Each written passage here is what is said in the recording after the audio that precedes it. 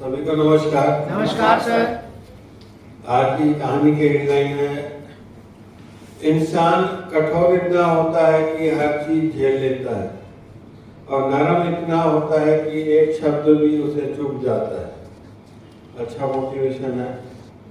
कहानी है एक राजा की। उसकी 3 बेटियां थी, 3 राजकुमारियां थी।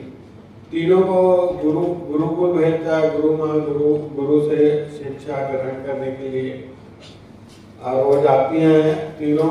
2 साल के बाद वो तीनों राजकुमारियों को वापस ले आता है। उनकी जो भी शिक्षा थी, पढ़ाई पूरी हो गई और नगाड़ों के साथ, धूमधाम के साथ महल में ले आता है और वहाँ भोजन की व्यवस्था रहती है। सब भोजन करते हैं।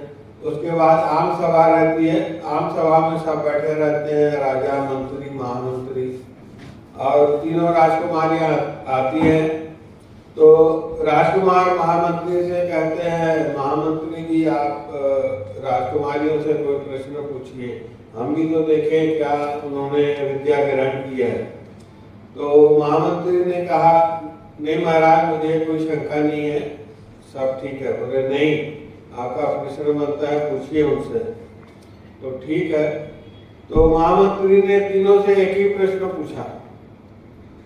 बड़े राजकुमारी से कहा कि हम सब जानते हैं, आप भी जानते हो कि महाराज राजा जो है वो आपसे, बेटियों से कितना प्यार करते हैं। आप बताओ, आप अपने पिताजी से कितना प्यार करते हो। उन्होंने कहा, जो सूरज धरती से करता है, जहाँ डेली प्रकाश देता है, सबका जीवन चलता है, उसका मैं प्यार करती हूँ। पूरी वाह वाह, तालियां बजने लगी, वाह भाई क्या जवाब है। दूसरी रानी से पूछा गया कि आप बताइए, आप अपने पिताजी से कितना प्यार करते हैं। तो उन्होंने कहा कि जितना राजा मेरे पिताजी प्रजा से करते हैं, उतना मैं उनसे प्यार करती हूँ। क्योंकि तालियां बजने लगी, बढ़िया है, वाह वाह भाई, अच्छा हुआ। और तीसरी राजकुमारी से पूछा गया कि आप बताइए, आप अपने पिताजी से कितना प्यार करते हैं। उन्होंने कहा, जितना भोजन में नमक। जैसे ही कहा, पूरा सन्नाटा छा गया। लोग कानाफूसी करने लगे, ये क्या जवाब है, ये भोजन में नमक, तो कोई जवाब नहीं हुआ।